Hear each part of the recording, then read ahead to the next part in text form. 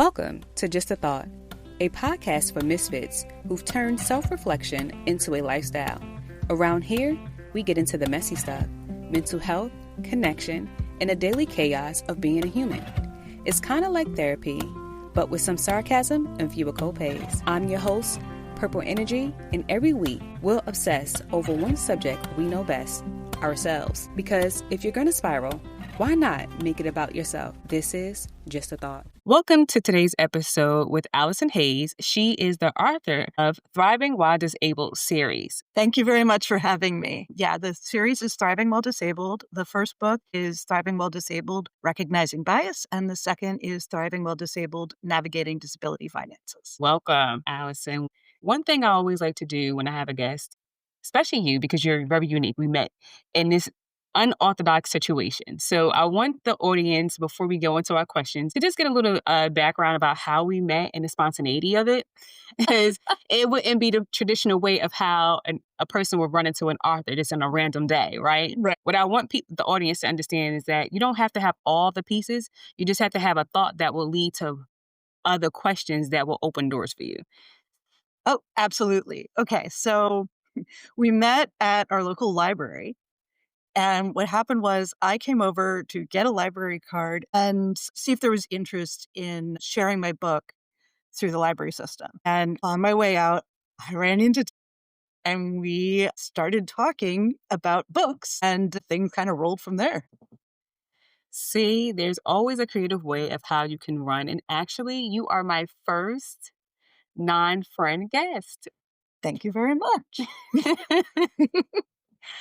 Can you tell me what inspired you to write Thriving While Disabled? I've been living with disabilities most of my life and on the disability system, dealing with all of the stuff related to that for a long time. My partner had a very serious injury and I got him through all of it. And in that process, he really was able to give me that perspective that I really knew a lot more about it than I was consciously aware of. And from that, I created the blog, Thriving While Disabled, which I outlined what I thought would be like an online course. And colleagues of mine looked at that and they were like, no, Allison, this is a book. And I kind of ran with it and ended up publishing 2 books simultaneously, the Recognizing Bias and Navigating Disability Finance. Wow, that's amazing.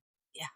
So how was the writing process, like just going into this? Like you said, you essentially had a blueprint because of doing the coursework, right? Yeah, it was. I had basically my original book outline was more a collection of blog posts that Okay. I'd already written, and I built from there. Because the biggest thing was the original course idea was a survivor's guide to disability finances. Because so often it's very overwhelming becoming disabled, and people don't know how these systems work because there's so much shame around it. Mm-hmm.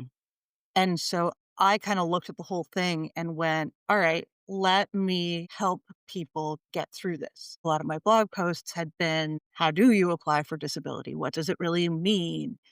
How do you get on SNAP benefit? All of the different pieces and why it's hard and what to do about it. And so that was my initial outline, that gathering of the blog posts I'd already written. As I was writing and developing things, I started going, oh, wait, if I'm talking about this, I should talk about this other piece that I haven't written a post about. Let me stick that into. And so the book itself has a lot of new writing in it, but the skeleton of it was my blog posts. That's amazing how you just was able to convert the blog into a layout, right? Right. Because as most writers, minus myself, I did not start with an outline. No. But most writers, they start with an outline and that gives them like, okay, from step 1, they're going to be doing it. They're going to be moving into different phases as they are writing. Right. This was very much, here's the post, here's why I'm writing it, here's what I'm doing. And now I'm seeing the holes and let me fill those holes with what I need. With other information that I know, but never thought to write a post about. Right. Or something that I'm like, I need to know more about this and give people at least an overview of what to think about. Because my big thing in all of this is to give people this guide so that they can get through some really difficult times and situations. What does thriving mean with living with disabled mean to you? Too often society tells disabled people that just having that identity is equivalent to failure, is equivalent to a loss. And there isn't a positive storyline to separate that. So for me, thriving while disabled is living a good quality life while befriending and managing your disability. Too often people talk about overcoming their disability, but the reality is that for many of us, it's not something to overcome. It's something to accept as part of ourselves and then create a life that works with what we're managing. So I'm trying to take some of those really common concepts and turn it into a much healthier way of looking at things. Because overcome is so much about defeating. And I don't feel like you can defeat a part of yourself. It's about befriending it and managing it and finding a way to be successful while living with it, I finding your strengths. I love that reframe that you gave. Really is good because we are in a society where disabled is getting more recognition than it did in the past, but it feels like it's kind of hindering folks. You have special needs, you have neurodivergent, and these labels are shaping how people see themselves and how other people see themselves. And sometimes it's not in the most positive outlook. Right. Too often it isn't. And that's because the concept of having a disability is still historically taboo.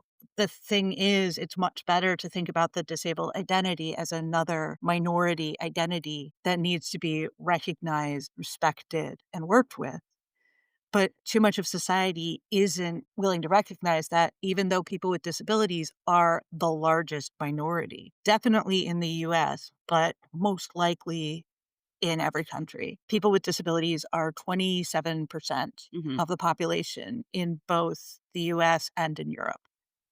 And I suspect that if people use the same definition of disability, that would be true other places as well, even though the World Health Organization says it's about 15% of the population. I think they're looking at a very, very medicalized, older definition of disability. Right.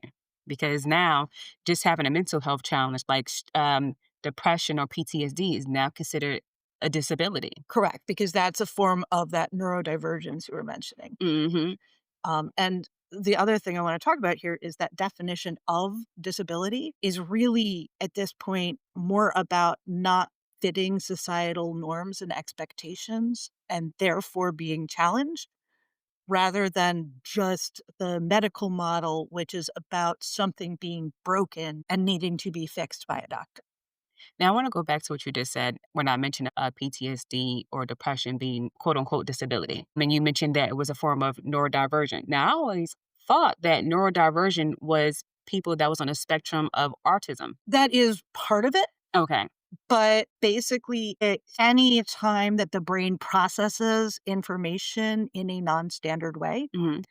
and so PTSD, major depressive disorder, our brains are processing information in this different way. Hmm. The big thing within about the autism spectrum is there really shouldn't be a treatment. It shouldn't be looked to be cured because it is a difference, solely a difference in neurotype, in how the brain functions, rather than it being something dysfunctional. Where something like depression, it does make sense to take medications in order to get it into a better, more stable place. Right. Chemically balanced. Right. So there is a difference, but they still all fit under that umbrella of neurodivergence and neurodiversity. As we see in society, especially today, depression is picking up a voice that it never picked up before. When people think about depression, they see it in the terms of this person is sad, they're not moving, they're incapable of coping with day life. And for myself, I diagnosed myself with depression. And I was like, oh, I must be a high functioning depression because I was still moving, I was still doing life, but I was feeling a sense of despair, a sense of sadness. And sometimes I couldn't even connect with my emotions because life Mhm. was moving. All these things were just happening and I was trying to catch it all. I couldn't feel my emotion until I actually sat down and it was a wave of dark clouds, if I can explain it that way.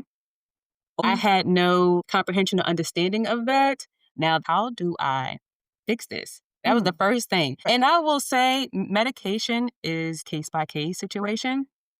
But for me, I didn't get on antidepressants because although I was in this weird situation in my mind, my body was still having me move. And Right. that's where I felt like I had a detachment. I couldn't understand how was my body still moving, but my brain was on overdrive of thoughts. It was like I couldn't get them to shut up. Each person expresses these things different. It's much more about the change or the fact that how your brain is processing has changed than precisely what the change is. For example, a lot of depression questionnaires are going to say, are you sleeping too much or too little? Are you eating too much or not eating at all? They don't just say one or the other Right. because our understanding of these things has grown over time. Right.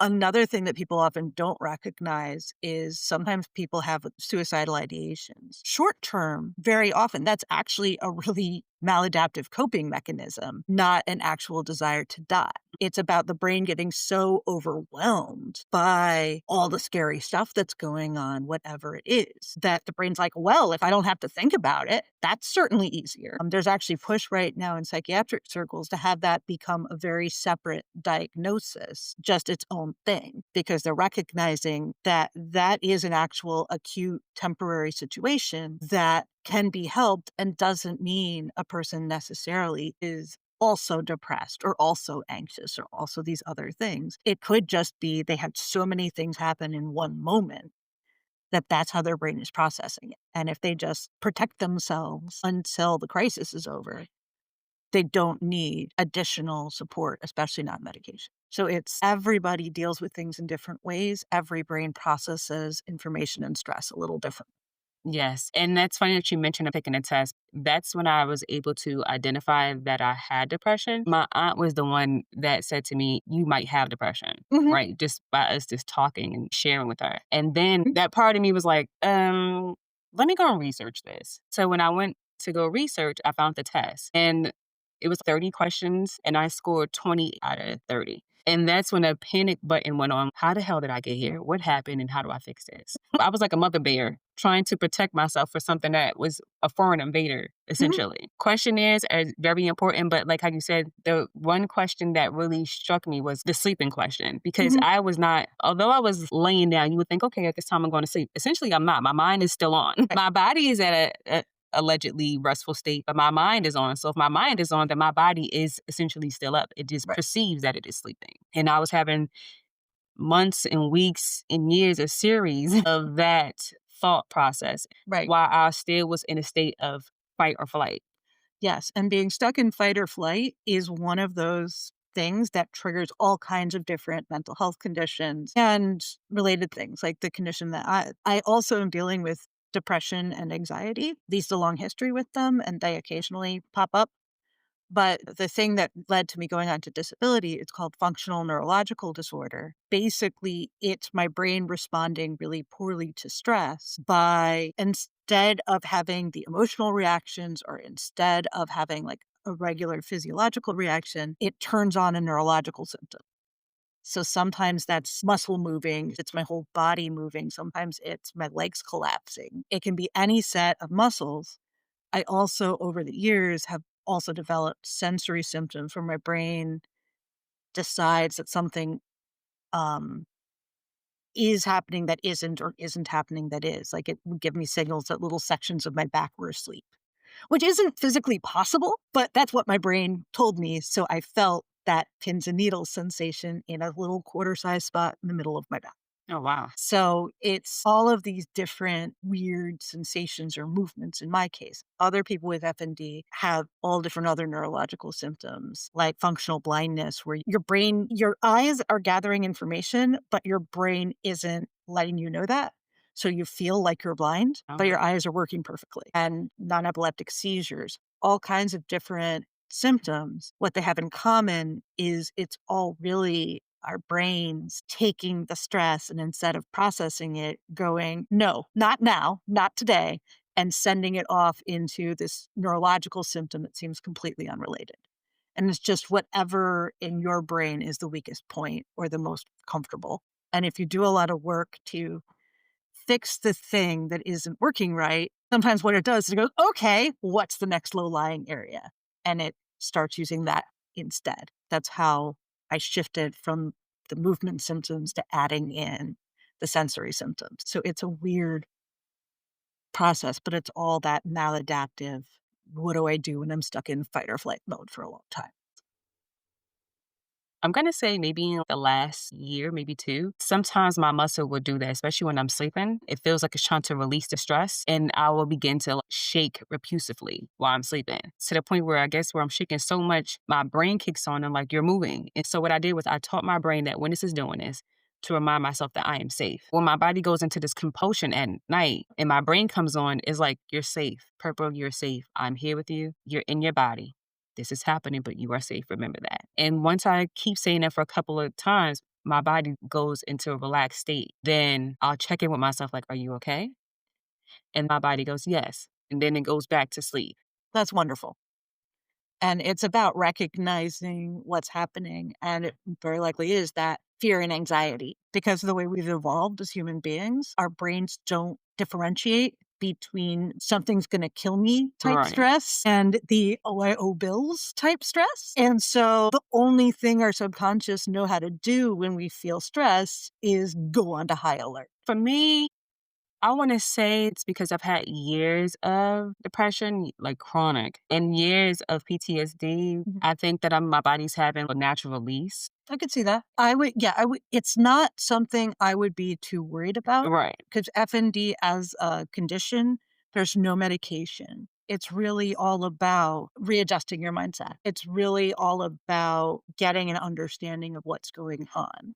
I mean, the only other thing you may want to explore is altered states of consciousness in the sense of meditation on one end and hypnosis on the other, because both of those can be helpful because basically your brain is going into a slightly different place whenever symptoms get triggered. So you give your brain practice about slipping in and out of that.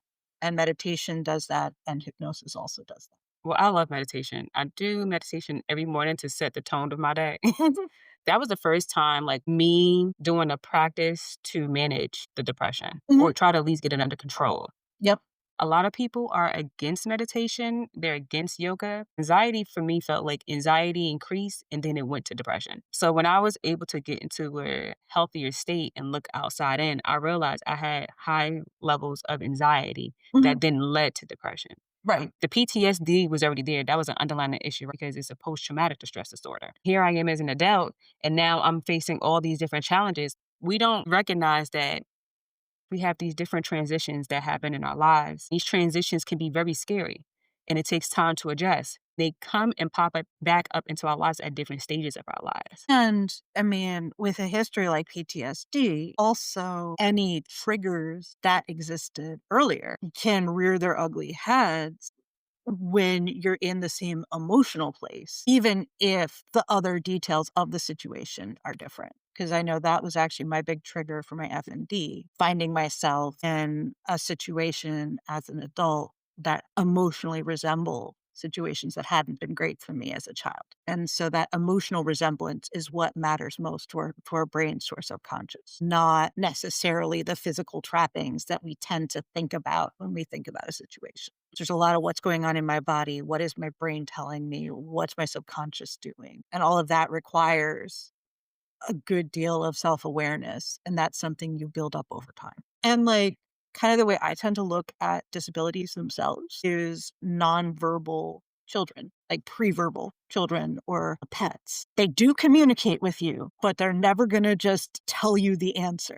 So it becomes a matter of, as the person managing whatever your condition is, listening to your body and learning how to soothe. That's essentially what you're doing. Coming to this realization of depression and trauma and just the things that I went through, the love that I have for myself would not let me give up on myself. Love is a choice. But if you have this, then you too can get here. I am not the common denominator. People are only examples that this can be you and you can get here if you so choose. Right. And it's about being willing to put in the mental and emotional energy and work in order to figure that out. Oh, yes, because it takes a lot. It's not an overnight fix. A girlfriend of mine's, when I was going through her situation, and I used to tell her all the time, like, you want the divine to fix you in 5 days. This has been going on since you was a child up until your adulthood. How do you expect to be healed in 5 days and you had 20-something years of the same symptom triggering you constantly all the time? It doesn't work that way. No. You got to give yourself some grace. And Oh, some people don't 100%. trust that.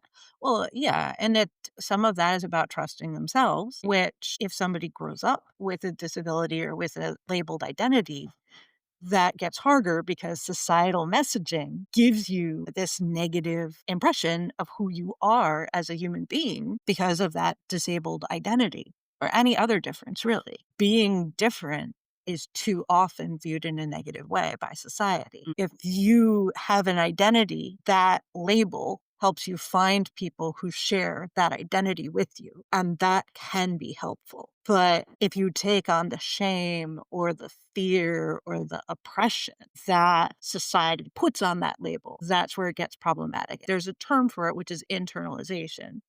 What I talk about in the book, in the first book, Recognizing Bias, is what ableism is, how it's part of society, the idea of classism and poverty being strongly associated with being disabled, and how both of those are so damaging, and a bit of what to do about it. Because I want people to be able to pick apart all of the different layers of this so they can go, okay, that part, not me. That's society's messaging. That part, not me. That's society's messaging. Wow, my burden is just this little tiny thing in Right. comparison to that huge rock that I was carrying. Because all too often, that is the reality of the situation. But until you pick it apart and look at it and see the different pieces, it's very easy to go, oh my God, this is all my fault. I failed. I did wrong. When the reality is, no, you didn't.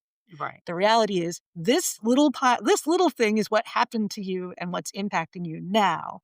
And all of the other stuff is just messages from society that you have every right to push back and say, I don't want this. This isn't who I am. I'm glad that you said that. I love that your book has that because that's a work technique. They think that, well, I'm just going to do an affirmation today and I am going to be better. No, you have to deconstruct it and then you have to customize it to fit where you are to help begin to shape and navigate you into a healthier space. Absolutely. So many messages in society are so negative. The key is understanding how much is not your fault, how much is the societal messaging and nothing else. Too many groups and organizations aren't yet recognizing that. The unemployment rate of people with disabilities is 2 or 3 times as high as the unemployment rate for people who are not identified as disabled. And that's not about ability to do the work. It's about bias against the disabled identity. So this is another minority group facing those kinds of struggles. However, that moment that you lose your job, that sure feels personal. So it's dividing that stuff, pulling it apart. Why did this happen? Is there some part that was my fault? Maybe, but it's nowhere near as big as you think. What are some of the common misconceptions about people with a disability that you wish more people understood? Well, the first one is equating disability with failure, but also a big part of ableism now is the playing field isn't even and people don't recognize how uneven it is. For example, even though the ADA has been in existence for well over 30 years, there's still a lot of buildings that either are not accessible for wheelchairs or are not as accessible as they think. Very often it's, okay, go through the back alley right by the garbage cans, and then you can ring the doorbell and hope somebody answers and lets you in. That's not pleasant. Right. That's not having the same experience as the abled people who are walking in the front door and greeted by the maitre d'. And that inequality of experience can have a big negative effect on people's psyche, on people's well-being. But also there's more subtle disabilities that are now being recognized that don't get even that much attention. Everything from how often do you have sign language interpreters in spaces? How often are people actually bothering to turn on or set up closed captions? How often are people thinking about communicating in a clear enough way that people on the autism spectrum who can take things very literally will also be able to follow the instructions? Right. There's a lot of pieces that people just aren't thinking about, including right now diversity, equity, and inclusion work is a little out by our current president, but that work very often fails to take disability into account. They talk about do more for being accessible for women. Let's talk more about trying to be more accessible for people of color. Let's talk more about these pieces. And each one becomes a little less priority. And the very bottom of the list tends to be, oh, yeah, and people with disabilities, if they think of it. The related, sort of related, big concept that people tend to have is this equating disability with childlike. It's especially bad for people in the developmental and intellectual disability category. Mm-hmm.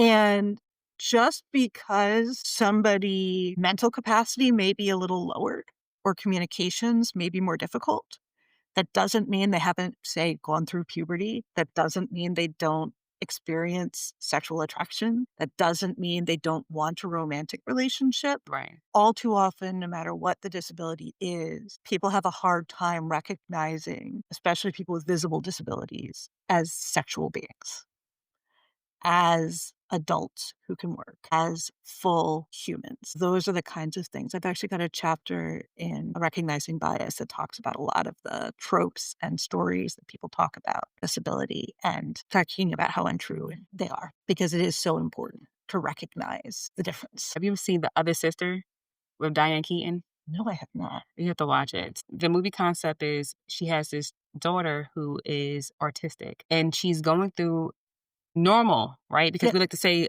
normal people. Mhm. She's going through the same episode. She got raped. She had to learn how to live on her own. Like all the challenges that we face as becoming of age, becoming an adult, and having these life transitions, she also went through, but she was living with autism. You see her in the movie get into a relationship. So you got to see all these moving pieces with her Mhm. to normalize her humanity. And it's like how you're saying, normalizing the people with disabled that they are still just human. They may think a little bit different. They may move a little bit slower. They may need a little bit assistance with certain things. It doesn't mean that they are incapable of doing it. I loved that you were able to write a book that is dedicated to normalize them, to see themselves in society and say, hey, this is how I want to show up. Because we all have that right to show up the way we want to, not as someone tells us to. Right. And that can be the negative to having a label of disabled. Then it's like, oh, you're depressed, or oh, you're neurodivergent because you deal with autism. Oh, can you tell me about it? This is not a performance. These are human beings who are going through real life just like you, and it's not more or less easier for them. Right. And we're facing these barriers to entry and trying to do all of the standard things and being told that we're not competent, that we're not capable, that we can't do the things. So is it any wonder that a percentage believes it? Like, in applications, they ask you if you're disabled.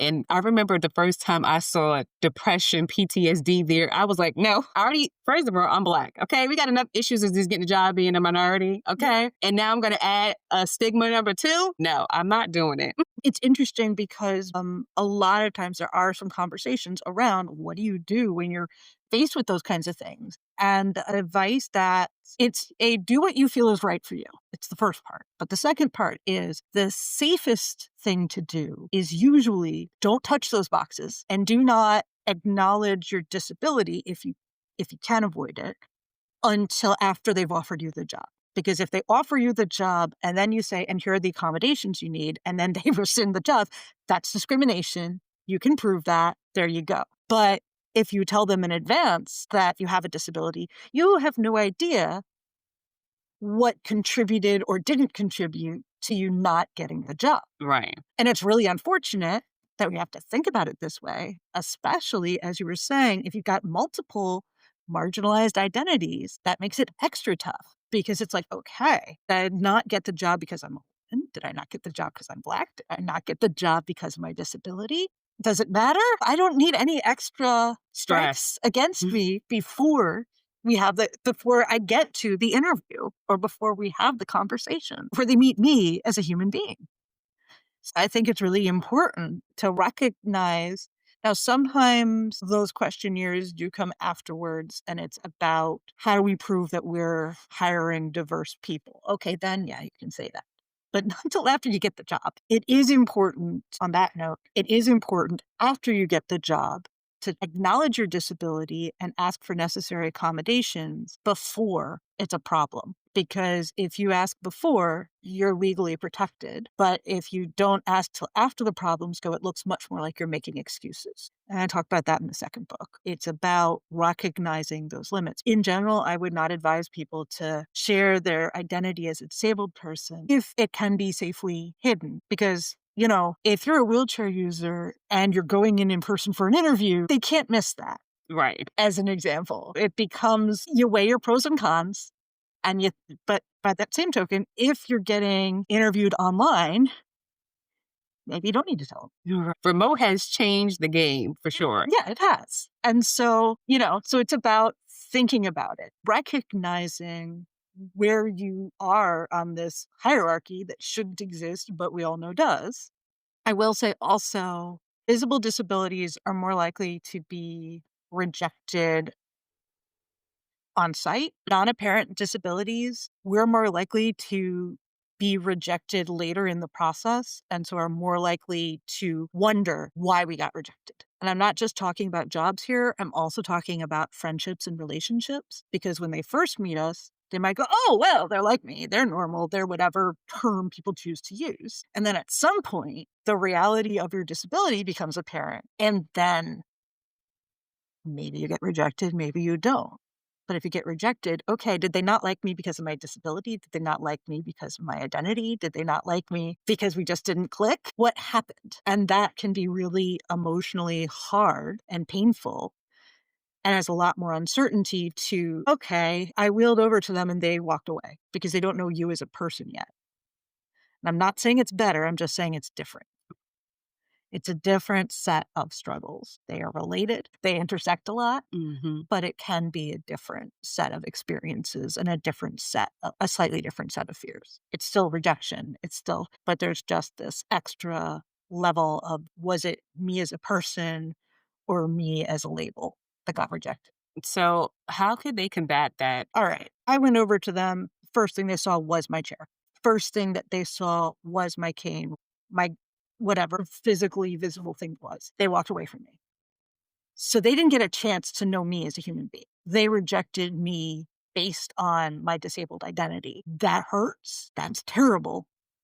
But that's a them problem. That's not a me problem. I need to look for people who will accept me for me, and I can find them. It might be in other people with disabilities. It might just be in more open-minded people who don't have disabilities or whose disabilities are not apparent. But the problem isn't me. The problem is them, because they took one look at me, had one moment when I opened my mouth, had 1 second. They didn't know who I am as a person, and they turned away. Does it hurt? Absolutely. I'm not saying it doesn't. But it's easier to say they don't know me. They just saw my label. And relationships can be hard even when you don't have a disability. Because absolutely. It's a lot of ebbs and flows where it's like, you were not the person that I met 6 months ago. Well, and that can happen with disabilities that ebb and flow too, in that, sometimes you got it under control, and then other times it takes over for a while. And those two things have similarities, where one is getting to know the person better, Right. and one is the disability making itself apparent. And it becomes a matter of, if it's the disability becoming apparent, can you get it back under control? And if you can, the relationship might be able to continue wonderfully. Right. If you don't view it as a problem, that ugliness has come out, then it might be time to leave the relationship. And so it becomes a matter of that evaluation. I actually faced something similar related to disability when my partner was in a car accident, had a brain injury. And the effect of that brain injury was he had almost no emotional self-control, emotional self-regulation. So he was physically in a lot of pain, and he was constantly in this, if he got upset at all, he was angry with a capital A. And he told his family off, and he told me off, and and this was not what he'd been like prior to the brain injury. He was always a very calm, cool, stable guy. Right. And then the car accident happened, and all of his self-control was just gone. And so I spent the next several months helping him get the help he needed for the brain injury. And in the back of my mind, having to go, oh my God, if this doesn't get better, I can't stay with him. It won't be healthy for me. He was able to recover. He did get his control back. It took him a few months, but he was able to do it. We're still together. We've been together for 15 years. But that was like a year into the relationship. And I had to figure out when and how to share with him what he was doing to us without overwhelming him and triggering another episode of anger. Because he just didn't, like, the curtain wasn't just off, the curtain was gone. That filter that we all normally have, Right. it was gone. It was torn off by that accident. And he had to create a new one. I love your level of resilience of wanting to love this person and getting him the help that he needed, but then also checking in with yourself and saying, if this doesn't get better, I'm leaving. Especially as a woman, we are essentially tough it out no Right. matter what. And you was like, I am not going to tough it out. I'm going to tough it out until he gets help. And if it doesn't get better at a certain point, I'm going. That was amazing. It took a lot of self-awareness to make that shift and say, I'm doing this, but if this doesn't have the outcome, I'm going to then protect myself. Right. And it was all about, how do I protect myself? What do I need to do? We were living together at the time. And it was this, I had to like take time, go out on the porch and just sit there and look out while he was inside trying to like keep himself entertained and keep himself busy and figure himself out again. Because that's the other part of this. He was aware that he didn't have that self-control, but wasn't necessarily able to fully process it. Right. He was aware, but couldn't change it in that moment. And so we had to kind of take some time, take some space, still living together in a one-bedroom apartment, create and respect those boundaries and then figure out how to go from there. I got him into the right doctors. I got him into the right treatment program. He did it. That's the other part. It wasn't just about me getting him to the right places. It was him putting in the work and the effort. He couldn't drive for the first couple of months after the injury because he was dizzy and his sense of balance was a little off. It wasn't safe for him to drive. We had to have his parents drive him places because I don't drive. His parents and I are taking him to his doctor's appointments and figuring out how to get him where he needed to go. And in the meantime, he had a night when he told his mom off on the phone. And then she had to come back and pick him up and take him to his appointment 2 days later, Yes, caring for someone can be a lot. Oh, absolutely. And right now we're living with those parents and supporting them. We all got through it. We all got over the worst of it, recovered. No relationships were destroyed over it. But that wasn't easy. And that was because we all acknowledged we loved each other and we all kept working at it. And at the same time, like I said, I had in the back of my head, if this doesn't improve, if this really is who he's going to be forever, I can't stay in this. It's not healthy or safe for me. And I'd recognize that. And then I'd put it in the back of my head, something I can't control right now. All right, back to helping my partner. And I had to give myself that escape. And I had to put it in the back of my mind most of the time because that wasn't what I wanted to do, but that was what I would need to do if he couldn't get himself in a better. That is amazing because, I want to just switch gears here when it comes to relationship because it's so a big thing, especially in this, when you're doing your work. Staying through the tough times may not necessarily be the best thing if your partner isn't doing the work. You went in and was like, hey, I'm going to do these things. But like when you set up the doctor's appointments, did you have a discussion with him? What made him say he's going to then do the work? Part of it was just, I was like, you need the help. I can help you get set up, but I can't make you go to the appointments. Oh, you get that tough love talk. And so at first, he wasn't as fully aware as he would normally be. And so it was just kind of like, okay, now we're going to this appointment so you can get evaluated. I told his mom what time to pick us up. And we went over there, But as he started to get a little better, it became, okay, hun, you now have the car.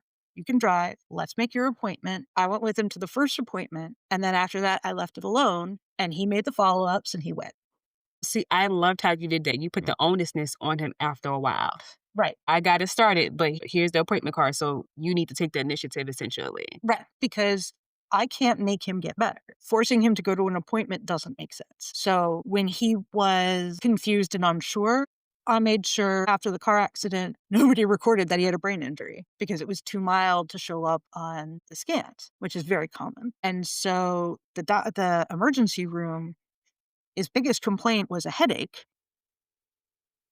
But they just noted that maybe he hurt his back. a few days after the accident, when the main thing he was doing was sleeping, I talked to him and I did some research with the Brain Injury Association, and I got him in to see somebody who specialized in brain injuries who was able to say, yeah, he's got a concussion. And that's when his parents started getting a little upset and worried, because before they just didn't really want to acknowledge it. And once they had a doctor say, concussion, brain injury, Right. then they took it seriously. And so then I got him into the right neurologist, got him into the neuropsych, got him set up. And once he could drive, well, it's not my job to get you to the appointment. It's your job to get you to Right. the appointments. And he did every single one, and he kept rescheduling himself, and he just stuck with it all and kept slowly improving. He was left with a constant headache, but that was all he was left with. And it was about a year of treatment.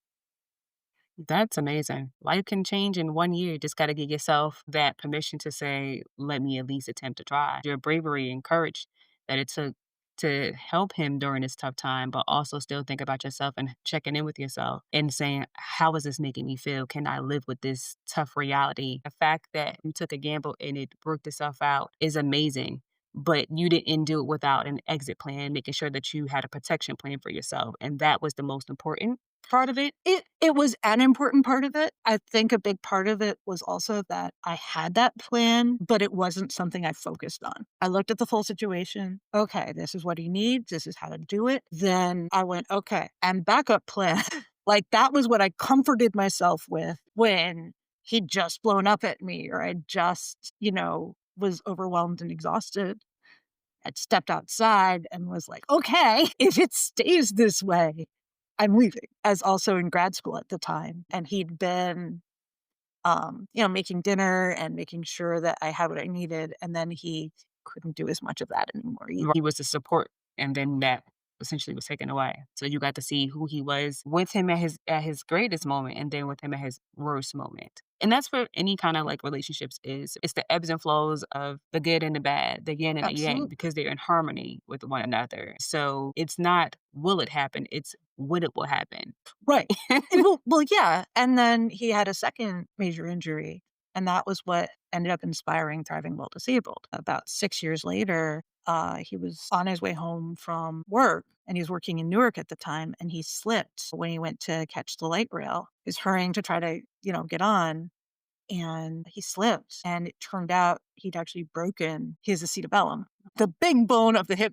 This is not a little bone. This is not a bone that's normally broken. He broke it. He was in the hospital that wasn't capable of doing the surgery he needed. So we worked together with my mom to find the right hospital for him to go to, get him transferred. I did all the fighting for getting him the care he needed. I was at the hospital with him for the entire first week, both hospitals. I was with him in the ambulance, switching hospitals. We had to go up to the city to the hospital for special surgery to get the correct surgery done. And it's a pretty uncommon surgery because it's a very uncommon break.